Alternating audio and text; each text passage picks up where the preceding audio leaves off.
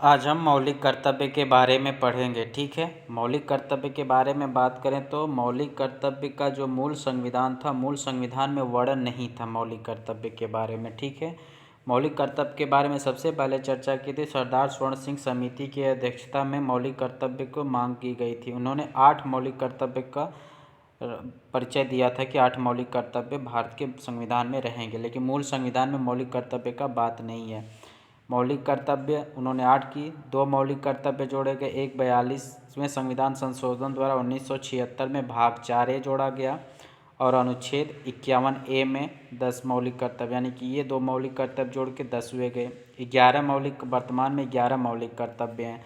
जैसे 86वें संविधान संशोधन 2002 द्वारा जोड़ा गया था, उसमें 11 मौलिक कर्तव्य हो गए थे। ठीक है, तो इस तरह से वर्तमान समय में कितने मौलिक कर्तव्य हैं? 11 मौलिक कर्तव्य हैं। 1976 में जब जोड़ा गया तो मौलिक कर्तव्यों की संख्या कितनी थी? 10 थी। और जब मौलिक कर्तव्य का निर्धारण किया गया तो उस समय मौलिक कर्तव्य की संख्या कितनी थी? 8। और मूल संविधान, जब संविधान का निर्माण किया गया तो उस समय मौलिक कर्तव्य की संख्या कितनी थी? 0 थी।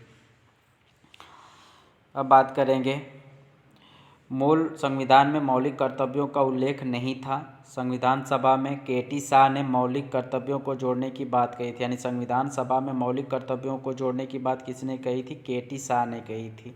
ठीक है, सरदार स्वर्ण सिंह समिति ने संविधान में 8 मौलिक कर्तव्यों की जोड़ने की बात कही। और इस मौलिक कर्तव्य के लिए जो संविधान समिति का निर्माण किया उस समय नहीं हुआ था, बाद में हुआ था। तो उस समय किसने किया था? सरदार स्वर्ण सिंह समिति। अध्यक्ष कौन थे? सरदार स्वर्ण सिंह। सचिव कौन थे? AR अंतुले। मौलिक कर्तव्य की समिति के अध्यक्ष कौन थे? सरदार स्वर्ण सिंह थे। सचिव कौन थे? AR अंतुले। और इसके सदस्य कौन थे? सदस्यों के बारे में बात करें तो Rajni Patel, Dinesh Goswami, DP Singh, BN Gadgil, Syed Ahmed, S Ray, Basant Sethi Asathe, CM Stephen और VN बनर्जी और HR गोखले। ये क्या थे? ये मौलिक कर्तव्य समिति के सदस्य थे। बात करेंगे आगे मौलिक कर्तव्य के बारे में कि 42वें संविधान संशोधन 1976 के द्वारा संविधान के भाग 4A में अनुच्छेद 51A के तहत उसमें जो जोड़ा गया कुल 10 मौलिक कर्तव्य जोड़े गए थे। ठीक है, यानी कि 10 मौलिक कर्तव्यों की संख्या कब हो गई थी? भाग 4A में अनुच्छेद 51A के तहत कुल कितने मौलिक कर्तव्य जोड़े गए? 10 मौलिक कर्तव्य जोड़े गए थे। 86वें संविधान संशोधन 2001 में एक और कर्तव्य जोड़ा गया। वर्तमान में कुल कितने मौलिक कर्तव्य हैं? तो 11 मौलिक कर्तव्य हैं। जैसे पहला 51A में मौलिक कर्तव्य जोड़ा गया था, तो 51A में क्या कहा गया है? तो ट्रिक से हम याद करेंगे। 51A को अगर हम बोलते हैं एंथम, 51A का मतलब एंथम हो जाएगा। संविधान का पालन करें और उसके आदर्शों, संस्थाओं, राष्ट्रध्वज और राष्ट्रगान का आदर करें। तो एंथम मतलब राष्ट्रगान का आदर करें। तो किस में दिया है? आर्टिकल 51A में दिया है। ठीक है, 51B बापू, B से बापू हो जाएगा। तो राष्ट्रीय आंदोलन को प्रेरित करने वाले उच्च आदर्शों का हृदय में संजोए रखना एवं उनका पालन करना। राष्ट्रीय आंदोलन से संबंधित कौन थे?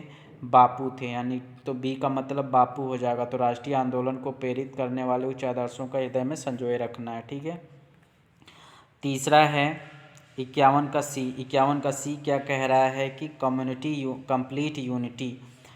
C का मतलब कम्युनिटी, यानी समुदाय, सब लोग एक साथ जुड़ के रहेंगे। तो C का मतलब कंप्लीट यूनिटी या कम्युनिटी। तो क्या है कि भारत की प्रभुता, एकता और अखंडता की रक्षा करें और उसे अक्षुण्ण बनाए रखते हैं। भारत की एकता, यानी कम्युनिटी में जब हम रहेंगे या यूनिटी में रहेंगे, कंप्लीट यूनिटी में, तो हम एकता यानी कि भारत की प्रभुता, एकता और अखंडता को हमें बनाए रखना। तो 51 की C में।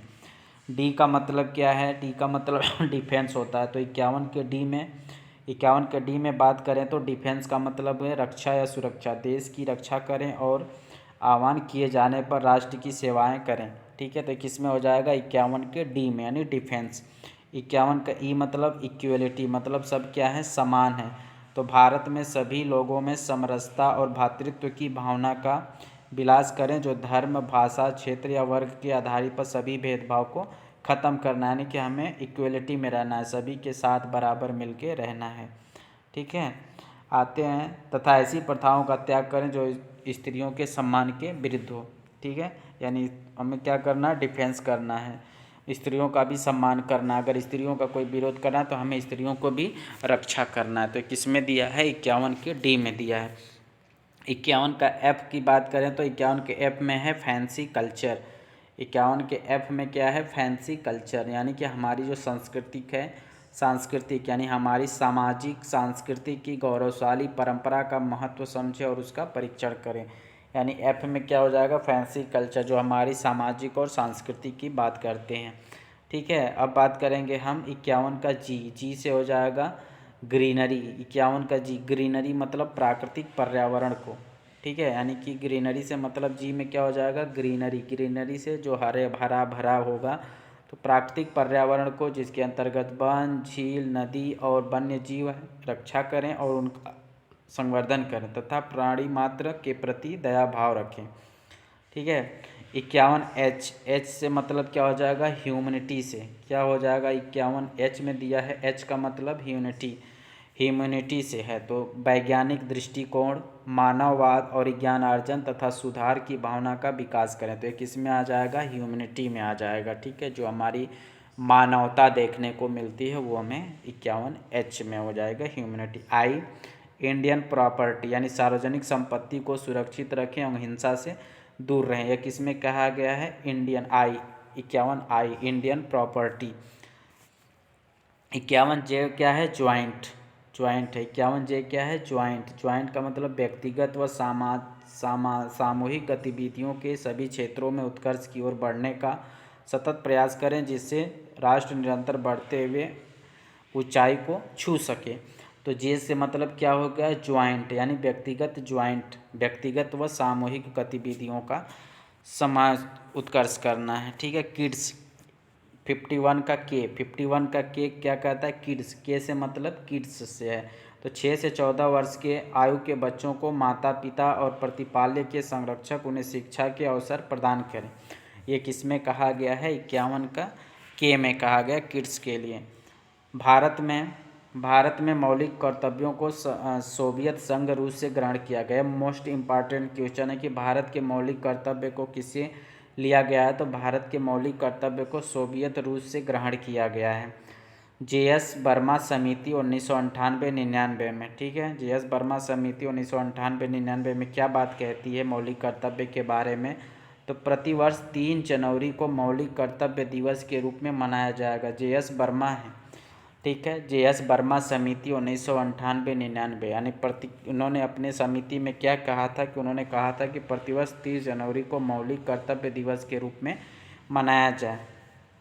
स्कूल एवं शिक्षा प्रशिक्षक के पाठ्यक्रम में मौलिक कर्तव्य का उल्लेखित किया जाए। जो हम देखते हैं बुक में कि पीछे 11 मौलिक कर्तव्य लिखे रहते हैं, तो वो किसके तहत आया, तो जे.एस. वर्मा समिति 1998-99 के तहत आया था। सार्वजनिक स्थलों एवं कार्यालयों के सूचना पट पर मौलिक कर्तव्य उल्लेखित किया जाए। दूरदर्शन एवं अन्य मीडिया के साधनों के द्वारा मौलिक कर्तव्यों को प्रचारित कराया जाए। ये किस में वर्णित है, तो ये मौलिक कर्तव्य के समिति जे.एस. वर्मा समिति 1998-99 में ये चीज़ देखने को मिलती है हमें। यूसीसी विश्वविद्यालय अनुदान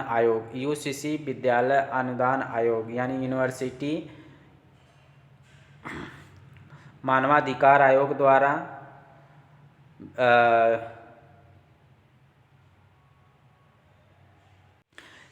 मानवाधिकार आयोग द्वारा वी.एस. मल्लिमथ की अध्यक्षता में एक समिति का गठन किया गया, जिसके द्वारा मौलिक कर्तव्य एवं मानवाधिकार पर एक पाठ्यक्रम तैयार किया जाएगा। किसमें कहा गया था, विश्वविद्यालय अनुदान आयोग में। ठीक है, विश्वविद्यालय अनुदान आयोग में क्या कहा गया कि मानवाधिकार आयोग द्वारा वी.एस. मल्लिमथ की अध्यक्षता एक निर्धारित की गई थी। इसमें समिति में गठन किया गया, जिसमें कहा गया कि मौलिक कर्तव्य एवं मानव अधिकार पाठ्यक्रम तैयार किया जाएगा। 2002 में राष्ट्रीय संविधान समीक्षा 2002 में राष्ट्रीय संवैधानिक समीक्षा की गई थी कि आयोग ने, जिसके अध्यक्ष कौन थे, वेंकट चलैया थे। 2002 में राष्ट्रीय संविधान समीक्षा आयोग का निर्धारण किया गया था, जिसके अध्यक्ष थे वेंकट चलैया। इन्होंने 2 और मौलिक कर्तव्य जोड़ने की बात कही थी, यानी कि 2002 में राष्ट्रीय संविधान समीक्षा का आयोग का गठन किया गया, जिसके अध्यक्ष थे वेंकट चलैया। इसमें 2 और मौलिक कर्तव्यों की बात जोड़ने की बात कही गई थी। पहला था कि बच्चों की शिक्षा में नैतिक एवं शारीरिक शिक्षा को बढ़ावा दिया जाए एवं पारिवारिक मूल्यों का विकास किया जाए। दूसरा, श्रमिकों के बच्चों को शिक्षा प्रदान करने का कर्तव्य श्रमिक संगठन लेकिन यह दोनों मौलिक कर्तव्य जोड़े नहीं गए थे। तो यह मौलिक कर्तव्य से संबंधित वीडियो था जो हमारे लिए बहुत ही हेल्पफुल होने वाला है।